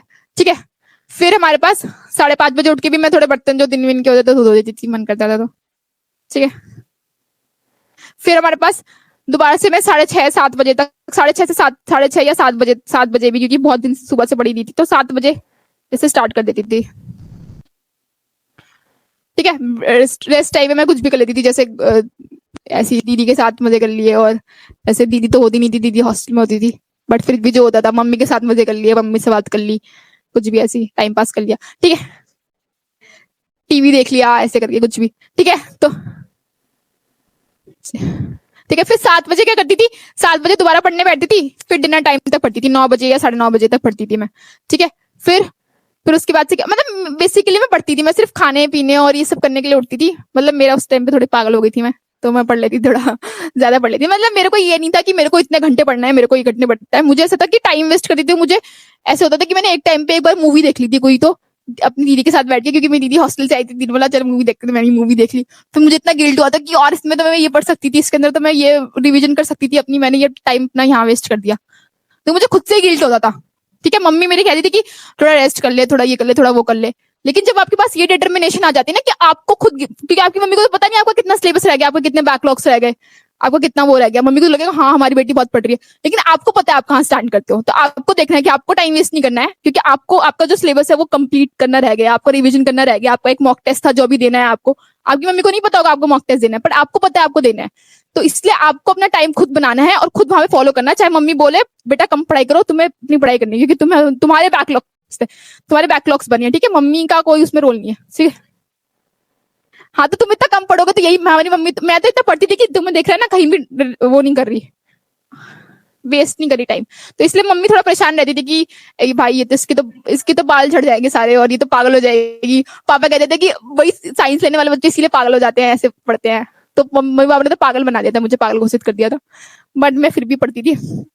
फिर उसके बाद से ये मेरा नॉर्मल रूटीन था, एग्जाम के टाइम पे तो जो मेरा रूटीन था वो बहुत ही भयंकर था उस टाइम पे, तो ये तो मेरा नॉर्मल रूटीन था। जो एग्जाम टाइम पे जब मेरा जे एडवांस में सिर्फ 15 डेज रह गए थे, उस टाइम में अपने रूम से बाहर ही नहीं निकलती थी, मेरे को खाना भी उसी रूम में डाल के दे देते थे, और मैं नहाती भी नहीं थी, मतलब नहाती थी मतलब मतलब ऐसे था कि एक दिन छोड़ के एक दिन नहाती थी, तो मतलब ऐसे था कि नहाती थी मतलब, और बहुत ही घर का काम भी कुछ नहीं करती थी मैं अपना सब, फिर उसके बाद सीधा पढ़ने में लग गई थी। उसके बाद तो मम्मी बुला रही है, मतलब नहीं है, मम्मी कह रही खाना खाने आ जा, मम्मी आधे घंटे बाद खुद ही खाना ला के दे देती, ये तो आनी भी इसी को खुद खाना दे देती थी, क्योंकि मैं मॉक टेस्ट इतने सारे दे देती थी, 3 घंटे मॉक टेस्ट, मम्मी मेरा मॉक टेस्ट चल रहा है, मम्मी खाना खाने के लिए बुला रही है, बताओ क्यों आऊंगी मैं खाना खाने के लिए, तो ऐसी रूम में ही खाना दे देती थी। एग्जाम टाइम पे तो मेरा बहुत ही ज्यादा हो गया था, मेरी जो छोटी बहन थी वही पागल हो गई थी, कह रही दीदी आप कितना बढ़ोगे, दीदी आप कितना बढ़ोगे।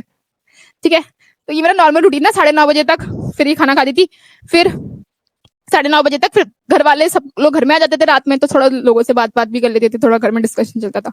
ठीक है, तो फिर फिर 10:30 बजे तक 12 बजे मैं ये होता था कि मैं वो कर देती थी, जो भी सुबह से लेके अभी तक पढ़ा है उसको मैं रिवाइज कर लेती थी कि मैंने क्या क्या पढ़ा है, और मुझे अगले दिन क्या क्या पढ़ना है, जो मेरा रह गया, जो भी ज्यादा इंपॉर्टेंट है। ठीक है, ये सब मैं डिसाइड कर लेती थी, और जो भी कुछ रिवीजन करना, जैसे कि मैंने बोला ना कि शॉर्ट नोट्स बना के रखो, तो सोने से पहले क्या कर लो, सबको रिवाइज कर लो, जितने भी तुमने शॉर्ट नोट्स बना रखे हैं सबको खोलो, 3-4 पेज के ही होंगे शॉर्ट नोट्स है, सबको खोलो और सबको पढ़ो। मेरे पास हर एक चैप्टर, हर एक सब्जेक्ट के नोट्स थे, सब्जेक्ट्स के, मुझे पास मैथ्स के भी नोट्स थे, मैथ्स के भी थे मेरे पास, फिजिक्स के भी थे, मैंने केमिस्ट्री के भी थे, ऑर्गेनिक इनऑर्गेनिक फिजिकल, हर एक के मैंने शॉर्ट नोट्स बना रखे थे। तो ऐसा था कि मेरे 20-30 पेज में पूरा पूरा वो आ गया था, पूरा जो चैप्टर्स थे वो सारे आ गए थे, तो मैं उन सबको पढ़ती थी, मतलब सबको नहीं पढ़ती थी, मतलब मुझे ऐसा था कि आज केमिस्ट्री पढ़ूंगी तो केमिस्ट्री को सारे रिवाइज करती थी, और फिर मैं क्या करती थी, फिर 12 बजे सो जाती थी। मैंने बैच नहीं लेता, मैं यूट्यूब से ही देख के पढ़ लेती थी, यूट्यूब से कुछ होता था तो उसी से मतलब यूट्यूब पे पढ़ाते ना लोग, जेई का पढ़ाते थे, तो उसको देख के पढ़ लेती थी। ठीक है, हाँ, सेल्फ स्टडी ज्यादा जरूरी है, जो मतलब अगर मैं कुछ लेती भी थी तो मैं उनका ऐसे पढ़ती थी कि हाँ जल्दी जल्दी इनका खत्म हो जाए, जो उन्होंने पढ़ाया मुझे बस समझ आ जाए, उसके बाद तो मुझे याद ही करना है, वो लोग पढ़ाएंगे मुझे समझ थोड़ी आएगा, जहां भी वो क्वेश्चन करा देते वो क्वेश्चन में देख है समझ आएगा, याद थोड़ी होगा, ये होता था। तो क्वेश्चन जहां भी वो क्वेश्चन करा देते उसको खुद से करती थी मैं, क्वेश्चन को वीडियो को रोक के क्वेश्चन खुद से करती थी, फिर मैं देखती थी मैंने क्या गलत किया क्या सही किया, क्योंकि टीचर पढ़ा रहा है, टीचर बता सकता है कि मैंने गलती कहाँ करी है। तो इसलिए ये वीडियो देखती थी और क्वेश्चन खुद से सॉल्व करती थी, फिर उनका सॉल्यूशन देखती थी, और फिर उस टाइम पे जो भी उन्होंने पढ़ाया होता था उसके नोट्स बना दी थी, ठीक है। और फिर उसके बाद ऐसा नहीं कि उन्होंने एक लिखा इज तो इज भी लिख दिया अपनी नोटबुक में, ऐसा नहीं, जो भी इंपॉर्टेंट मुझे लगा, जो भी मुझे इंपॉर्टेंट लगा उसके अंदर।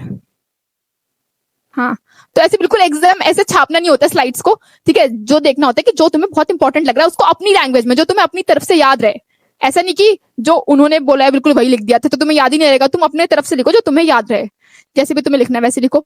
और बस उसके बाद से जो मेरे शॉर्ट नोट्स होते थे वो पता है मैं कैसे बनाती थी, मैं एक ब्लैंक पेपर लेती थी और सबसे पहले मैं चैप्टर पढ़ लेती थी अच्छे से, ठीक है। चैप्टर अच्छे से पढ़ लिया मैंने, सब कुछ मुझे याद है, मैं ब्लैंक पेपर लिखती थी और उसके ऊपर लिखना स्टार्ट करती थी जो भी मुझे याद आ रहा है, जो भी मुझे वो हो रहा है। फिर मेरे पास मैं देखती थी कि मैंने जो लिखा है उसमें से कुछ रह तो नहीं गया जो मुझे याद ना हो, तो फिर मैं देखती थी कि अच्छा मुझे ये रह गया तो मैं वो भी लिख लेती थी साथ में, तो मेरे नोट्स भी बन गए, सॉरी, तो मेरे नोट्स भी बन गए और मुझे याद भी हो गया, है ना। इससे रिवीजन भी हो रही है, मेरे नोट्स भी बन रहे हैं, फ्यूचर के लिए भी है, और मेरा टाइम भी वेस्ट नहीं हो रहा कि मैं नोट्स बना रही हूँ अपने शॉर्ट नोट्स बैठ के, ऐसा नहीं है। मैं अपने दिमाग से बना रही हूँ, जो चीजें मुझे याद है उससे बना रही हूँ मैं नोट्स, और जो नहीं याद है उसको लिख लिया फिर बाद में।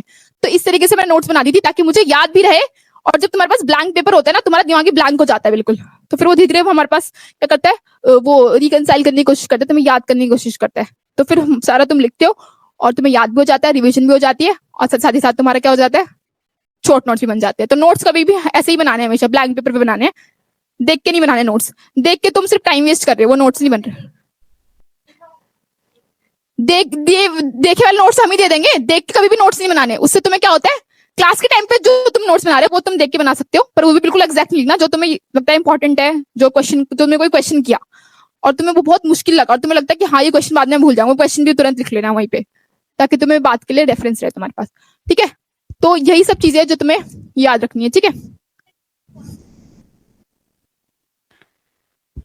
जो जे एडवांस की जो भी, अगर मुझे ऐसे मैं क्लास टॉपिक डालती थी, जो भी चैप्टर पढ़ना होता था उसके ऊपर मुझे जो भी अच्छी वीडियो लगती थी, 2-3 वीडियो देखती थी, जो भी मुझे अच्छी वीडियो लगती थी, हाँ, तो मैं जिससे पढ़ती थी वो तुम्हारा सब्जेक्ट थोड़ी है, मैं तो जे एडवांस लेवल का पढ़ती थी, वो तुम्हारा लेवल नहीं है, तुम्हें तो नर्सिंग टू नर्सेट से पढ़ना है, यहाँ पे तुम्हें पूरी की पूरी प्रिपरेशन कराई जाती है पूरे एम्स के लिए, ठीक है। कोई भी तुम्हारा नर्सिंग के एग्जाम है, पैरामेडिकल के एग्जाम है, वो सारी की सारी प्रिपरेशन यहाँ पे तुम्हारे बिल्कुल स्ट्रक्चरल वाइज पड़ी हुई है, ठीक है। नीट लेवल जो भी है तुम्हारे पास, नीट की प्रिपरेशन कर रहे हो तो नीट के प्रिपरेशन में भी यही सारे सब्जेक्ट्स होते हैं, बस एक जीके नहीं होती है, ठीक है। तो वो भी हमें तुम करोगे तो अच्छे से तुम्हारी हो जाएगी, ठीक है।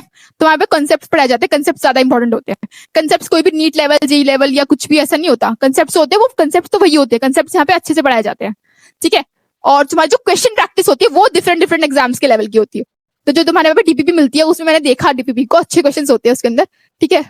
तो उसके अंदर अच्छे क्वेश्चन होते हैं, तो तुम्हें वो डीपीपी सॉल्व करनी है, और ऐसा जो मॉक टेस्ट होता है उसके अंदर भी अच्छे क्वेश्चंस होते हैं, तो तुम्हारी नीट लेवल की जो प्रिपरेशन है वो भी यहाँ पे हो जाती है क्वेश्चन प्रैक्टिस से।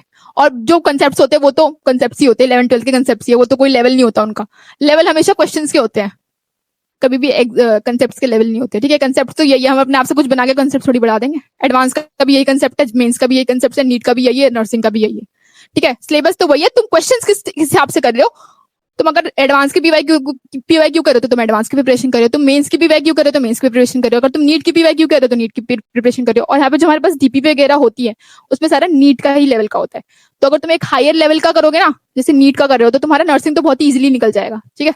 और नीट तो निकलेगा ही, साथ में नर्सिंग भी इजिली लेवल पे निकल जाएगा, मतलब इजी हो जाएगा तुम्हारे लिए, ठीक है। नहीं भाई मेरा यूट्यूब चैनल नहीं है, ठीक है, मेरा यूट्यूब चैनल नहीं है, ये दीदी का यूट्यूब चैनल है, यहीं पे मैं आगे अपना जो भी तुम लोग बोलते हो बोल देती हूँ। ठीक है, तुम लोग को जो भी हेल्प चाहिए होती है, जो भी तुम्हें मोटिवेशन चाहिए होती है, मैं दे देती हूँ। मैं अपनी हर क्लास, तुमने देखा होगा लास्ट क्लास के सारे एंड क्लास में मोटिवेशन देती थी सबको, है याद है तुम लोग को? 10 मिनट का मेरा मोटिवेशन सेशन चलता था हर क्लास के एंड में।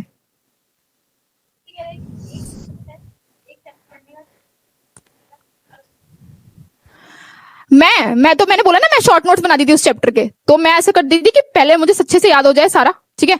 मतलब जो भी मैंने क्लास में पढ़ा, पहले क्लास में जो क्वेश्चन कराए वो अच्छे से करती थी, खुद से करती थी, ठीक है। फिर देखती थी क्या सोल्यूशन है उसका, फिर ऐसे हमारे पास जो डीपीपी मिलती थी, डीपीपी जो तुम्हारी है, तो डीपीपी तुम्हें मिलती है तो तुम डीपीपी सॉल्व कर सकते हो, या तुम्हें कोई फिर बुक देखनी, मुझे कोई बुक देखनी पड़ती थी, बुक में से सॉल्व करती थी। तो डीपीपी सॉल्व करो तुम अपनी, ठीक है। उसके बाद से तुम्हें क्या करना है, एक शॉर्ट नोट्स बनानी है, मैंने बताया ब्लैंक पेपर लेना, उस पर लिखना स्टार्ट करना जो भी तुम्हें याद है, और फिर तुम्हारे जो रह गया वो भी बाद में लिख लो और उसको एक बार रिव्यू कर लो, फिर टेस्ट दे दो अपना, ठीक है। टेस्ट देना इंपॉर्टेंट होता है। टेस्ट अगर तुमने थोड़ी बहुत कम रिवीजन करी है ना तो भी तुम टेस्ट दे सकते हो, ऐसा नहीं कि तुम्हारे टेस्ट में फुल में से फुल मार्क्स आने चाहिए। टेस्ट देना इंपॉर्टेंट है, टेस्ट में अच्छे मार्क्स लाना ये बात की बात है, ठीक है, पर पहले टेस्ट देना इंपॉर्टेंट है। तब तक तुम अपने आप को टेस्ट नहीं करोगे, तब तक तुम्हारी टेस्ट ना देने की वजह से सबसे बड़ी मिस्टेक क्या होती है, सिली मिस्टेक्स बहुत होती है तुम्हारी। अगर तुम कम टेस्ट दे रहे हो ना, तुम एग्जाम्स में बहुत मिस्टेक करोगे। तो एग्जाम्स में मिस्टेक्स करने से अच्छा तुम अभी मिस्टेक्स कर लो, ठीक है। तो अभी जितनी ज्यादा मिस्टेक्स कर सकते हो अभी मिस्टेक्स करो, टेस्ट दो, ताकि तुम्हारे जो मेन एग्जाम है वहां पे जाकर तुम्हारी कोई मिस्टेक ना हो, ठीक है। तो अपनी मिस्टेक से सीखता है इंसान, तो जितने तुम ज्यादा टेस्ट दोगे तो तुम ज्यादा मिस्टेक्स करोगे, उतना ही ज्यादा तुम अपनी और ये ऐसे बच्चों ने कोई क्वेश्चन नहीं पूछा है। अरे मेरी थोड़े से क्या होता है कि इंजीनियरिंग में बहुत ज्यादा लिखना होता है, तो मेरी राइटिंग अच्छी हुआ करती थी, बहुत फास्ट लिखने की वजह से मेरे जो है वो क्लियर वर्ड्स नहीं दिखते इसकी वजह से, ठीक है। हाँ, तो मॉक टेस्ट को रिव्यू करना बहुत इंपॉर्टेंट है कि तुमने क्या मिस्टेक्स करी। मॉक टेस्ट देना जितना इंपॉर्टेंट है उससे ज्यादा इंपॉर्टेंट है कि तुम उसको अच्छे से एनालाइज कर रहे हो मॉक टेस्ट को। तो मॉक टेस्ट को एनालाइज करो, कहाँ तुम्हारी मिस्टेक्स हुई है, कौन से तुम्हारे वीक पॉइंट्स है। वो थ्री कॉलम थ्योरी तो तुमने मेरी देखी होगी, मेरी थ्री कॉलम थ्योरी। जब भी तुम कोई मॉक टेस्ट एनालाइज करते हो तो इसमें क्या होता है कि ऐसे 3 कॉलम बनाओ, ठीक है। ये जो तुम्हारा है ये करेक्ट वाला है, और इनकरेक्ट के 2 कॉलम बनते हैं, ठीक है। ये हमारे पास चैप्टर्स, उसके अंदर वो चैप्टर्स आते हैं, टॉपिक आते हैं जो तुमने करेक्ट करे, तुमने वो पढ़ भी रखा है और तुम्हारे क्वेश्चंस भी उसके सही बन गए हैं। तो ये वाला तो हमारे पास आता है कि वो टॉपिक्स जो तुम्हारे एकदम तुम्हें आते भी है, तुमने उसके क्वेश्चन भी सही करे, कोई मिस्टेक नहीं करी। फिर सेकंड आता है हमारे पास इनकरेक्ट, 2 इनकरेक्ट के चैप्टर्स आते हैं। एक इनकरेक्ट वो आता होगा जो तुमने अटेंड ही नहीं करा है, ठीक है, अटेंड ही नहीं करा है वो चैप्टर, क्योंकि तुम्हें वो आता ही नहीं है, ठीक है, तुम्हें वो आता ही नहीं है, तो आता ही नहीं है, ये वाले हो गए। और ये वाला चैप्टर इनकरेक्ट वो होता है जिसमें तुम्हें आता है फिर भी तुमने गलत किया है, तुम्हें वो चैप्टर भी आता है, तुमने रिवीजन भी कर रखा है, तुमने सब कुछ कर रखा है, तो या तो वो सिली मिस्टेक्स की वजह से गलत हुआ होगा, या तो तुम कुछ कॉन्सेप्ट भूल गए होगे, फॉर्मूला भूल गए होगे, कुछ भी किया होगा। तो इन सारी मिस्टेक्स की वजह से वो हमारे पास क्या हुआ है, गलत हुआ है, आते हुए गलत हुआ है। तो तुम्हें इस वाले पोर्शन पे बहुत अच्छे से ध्यान देना है, क्योंकि तुम्हारी नेगेटिव मार्किंग इस थर्ड वाले कॉलम से ही होती है, इससे तुम्हारे मार्क्स आएंगे। ये तुम्हें अभी करोगे तो तुम्हारा इसमें इंप्रूव होगा, तुम्हारे 0 मार्क्स आएंगे इसमें, और इसमें क्या होगी, नेगेटिव मार्किंग आएगी। तुम्हें लगता है कॉन्फिडेंस तो है, आता है, पर तुम गलत कर दोगे, वहां पे तुम्हारे मार्क्स कट जाएंगे। तो ये हमारे पास क्या है, ये प्लस है, ये 0 है, और ये नेगेटिव वाला है। तो तुम्हें क्या करना है, इस वाले चैप्टर्स को तुम्हें क्या करना है, हाँ, पढ़ने के लिए डालना है, ये तुम्हें पढ़ने हैं, ठीक है। You have to read all these chapters. और ये हमारे पास क्या है, ये वाला क्या है, इनकरेक्ट वाला, इसको तुम्हें रिवीजन में डालना है, क्योंकि तुमने इसके अंदर आते हुए भी गलती करी है, तो इसको रिवीजन में डालना है। और इसकी भी साथ साथ में रिवीजन तो इसकी भी करनी है, बट ये तुम्हारा एक स्ट्रॉन्ग चैप्टर है जहां से तुम्हारे पास मार्क्स आएंगे। तो जब भी क्वेश्चन पेपर में आए ना, तो तुम्हें इन चैप्टर्स के क्वेश्चन करे जो तुम्हें आते भी है, तुम करेक्ट भी कर रहे हो उसके एग्जाम्स के अंदर, ठीक है। तो इसलिए एनालाइज करना इंपॉर्टेंट है, ठीक है। मैम आप कितने सिस्टर हो या दी आप सुन तो लो, डाउट है, सुनाओ भाई क्या डाउट है, पूछना है कुछ। ये बच्चे ये डाउट नहीं पूछेंगे अपना, मैम डाउट पूछना है, ऐसे ऐसे करके पूछेंगे। दिया आपसे एक रिक्वेस्ट है, रिवीजन करवा दो।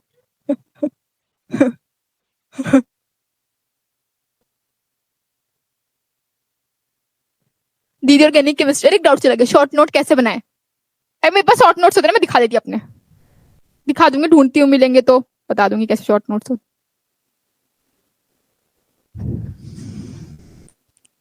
ठीक है, तो अगर कोई भी डाउट हो, तुमने मेरा शेड्यूल भी देख लिया, तुमने कैसे पढ़ना है, कैसे मॉक टेस्ट देने हैं, क्या देखते हैं, सब कुछ तुमने सुन लिया मेरी तरफ से। और भी कुछ तुम्हारे पास रह गया हो जो तुम्हें मेरे से जानना हो तो बता देना। अरे ऑर्गेनिक के नोट्स ऐसे कर लो, ऐसे मैं कॉलम खींच लेती थी, ठीक है, और उसमें चैप्टर स्टार्ट कर दी थी बनाना, ठीक है। सबसे पहले जो सारे के सारे, सबसे पहले तो कंपाउंड होता है ना, ऐसे होता है एनसीईआरटी में, पहले कंपाउंड होता है, उसकी प्रिपरेशन होती है, फिर उसकी प्रॉपर्टीज होती है।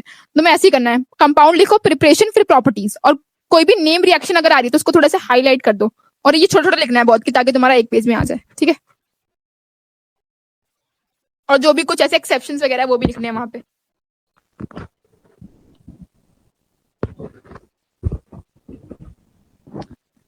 नहीं आओ इधर, एक बात बता दो मुझे, क्यों, हेलो हेलो आ तो रही है। एक बात बता दो मुझे तुम लोग एक बार जरा जल्दी से, कि यहाँ पे तुम्हें मैं बताऊं, मैं मोटू पतलू, तुम यहाँ पे ये सब डिस्कस करने आए हो, तुम्हें पता है ये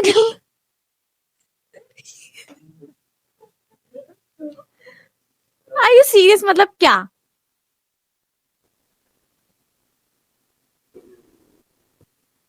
तुम्हें यहाँ पे ये सब बातें डिस्कस करने के लिए यहाँ पे ये आज का स्पेशल सेशन रखा गया था। आज का सेशन क्यों रखा गया है? सेशन सिर्फ इसलिए रखा गया है ताकि तुम अपने डाउट्स पूछ सको, जो भी तुम्हें प्रॉब्लम आती है पढ़ाई करते टाइम। क्योंकि देखो, एक एस्पिरेंट ही तुम्हें अच्छे से समझ सकता है। अभी मत बोलो दीदी आप एस्पिरेंट नहीं थे क्या? तो मेरा एस्पिरेंट जो था ना वो 2018 में मर चुका है, पर ये अभी रिसेंट 2023 में एग्जाम क्रैक किया है, तो 2 साल ही हुए हैं। तो ये ज्यादा अच्छा गाइडेंस मिल पाएगा तुम्हें यहाँ से कि तुम्हें एग्जाम की तैयारी करनी कैसे है, तुम्हें पूरा फिजिक्स कैसे करना है, केमिस्ट्री का सब कुछ बताया। इवन केमिस्ट्री में इनऑर्गेनिक कैसे करनी है, ऑर्गेनिक कैसे करनी है, फिजिकल कैसे करनी है, हर एक चीज बहुत अच्छी तरह से बताई है। अगर किसी ने सुनी होगी तो, और वो अगर उसे फॉलो करेगा तो, क्योंकि मैं देख रही हूं तुम में से आधे से ज्यादा बच्चे तो उस चीज को सुन नहीं रहे हैं। अपना कंटिन्यूस कोई कोई कमेंट पास किए जा रहे हैं, मैम आप इतनी पतली क्यों हो, मैम आपका कॉलेज का रूटीन बता दो, मैम आप घर का काम नहीं करती हो, मैम ये वो फलाना ढिमकाना। अरे भाई सीरियस हुआ करो कभी जिंदगी में। 1.5 घंटे का अगर सेशन चल रहा है तो ऐसा भी नहीं था कि तुम में से कोई 20 मिनट भी सीरियस रहा है, नहीं। सारा टाइम बोले बोले कुछ कुछ कुछ कुछ करे जा रहे हो। मजाक की बात नहीं है। दिसंबर चल रहा है, जून में एग्जाम है, और ये बिल्कुल भी मजाक की बात नहीं है। अभी जितना हंस रहे हो ना, उतना ही रोना निकलेगा जब जून में एग्जाम क्रैक नहीं होगा। तो यहाँ पे अगर कोई आके तुम्हारे साथ शेयर कर रहा है कि कैसे क्या क्या चीजें करनी है, तुम्हें उस चीज का मजाक नहीं करना है, हंसी में नहीं उड़ाना है। सुनने के लिए ये सेशन रखा गया था, और आई एम वेरी सीरियस। मैं कंटिन्यूसली मैं वहां पे बैठ के सारा टाइम एक एक सिंगल बच्चे के मैसेज देखे, जिसका जो डाउट आ रहा था मैं यहाँ पे पास ऑन कर रही थी, उसके रिप्लाई तुम्हें मिल रहे थे। बट उसके अलावा सारे फालतू के डाउट्स।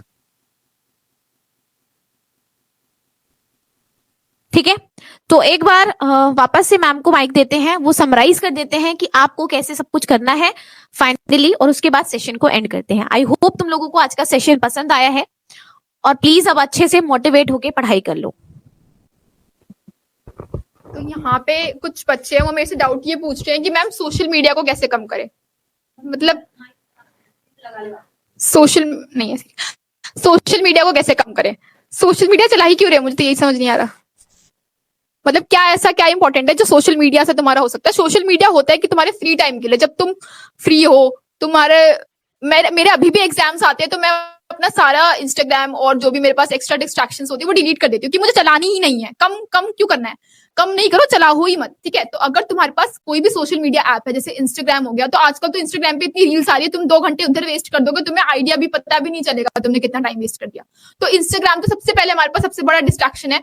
तो इंस्टाग्राम को तो अपने उसमें रखना ही नहीं है, उसमें रखना ही नहीं है अपने फोन के अंदर। तुम्हारे फोन के अंदर इंस्टाग्राम होना ही नहीं चाहिए, तुम्हारी आईडी ही नहीं होनी चाहिए।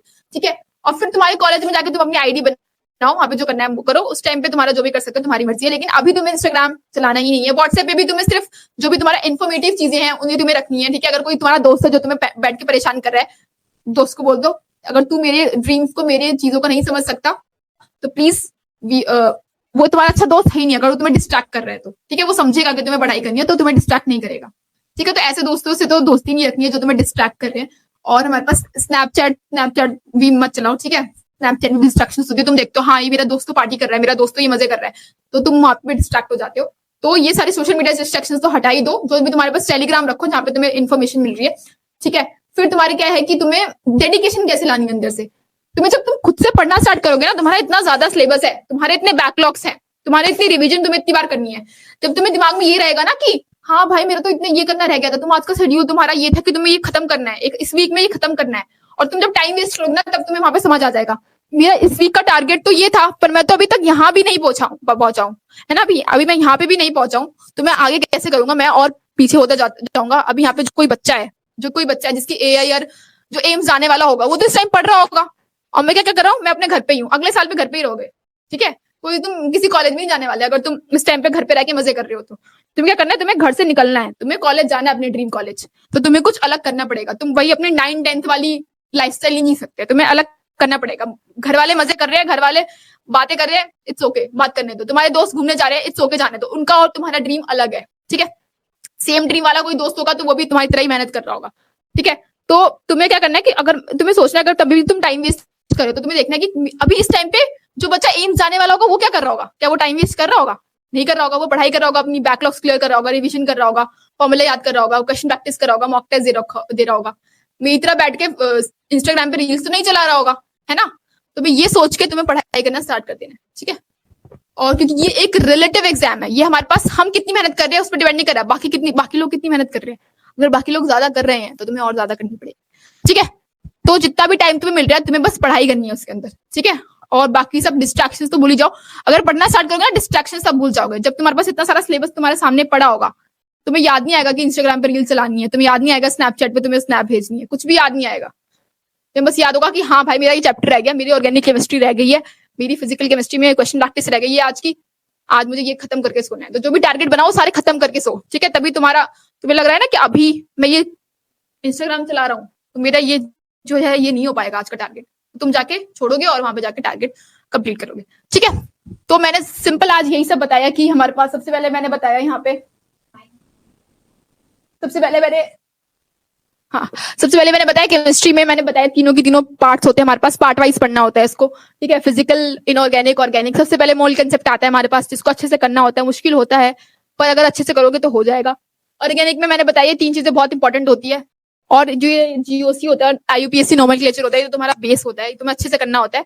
और ऑर्गेनिक केमिस्ट्री जब करो तो पूरा एक साथ करो, 11-12 सब करो, क्योंकि ये अलग नहीं है, पूरा का पूरा पोर्शन है तुम्हारा, ठीक है?